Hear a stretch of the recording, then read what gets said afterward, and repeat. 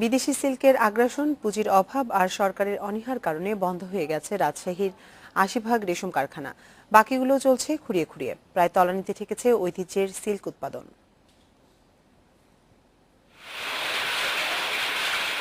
দেশ বিদেশে সিল্কের ব্যাপক চাহিদার প্রেক্ষাপটে রাজশাহীর বিসিক শিল্পনগরীতে সরকারি বেসরকারি উদ্যোগে গড়ে উঠে ৭৬টি রেশম কারখানা।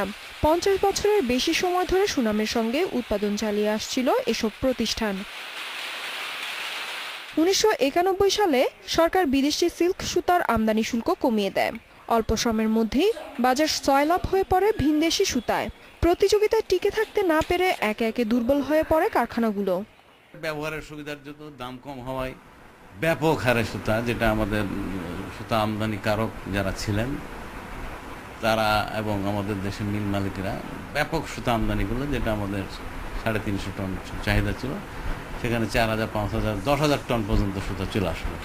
সেরিকালচারের মাধ্যমে এখন যে পরিমাণ সুতা উৎপাদন হয় তা চাহিদার তুলনায় খুবই কম। সুতা সংকটে বিসিকের ৭৬টি রেশম কারখানার মধ্যে টিকে আছে মাত্র ১২টি।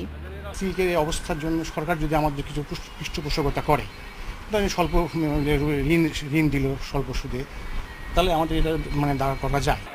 ঋণের বোঝা নিয়ে ২০০২ সালে বন্ধ হয়ে যায় রাজশাহী রেশম উন্নয়ন বোর্ড। রেশম পণ্যকে যেন কৃষি পণ্য হিসাবে ঘোষণা করা হয় এবং কৃষি পণ্যগুলো যেভাবে ভর্তুকি পায় রপ্তানির ক্ষেত্রে, কৃষি রেশম পণ্য যেন সেই ভর্তুকির সুযোগ পায়, এই জন্য আমরা প্রস্তাব প্রেরণ করছি সরকারের কাছে। আমরা আশা করি এ ব্যাপারে সরকার সিদ্ধান্ত নেবে।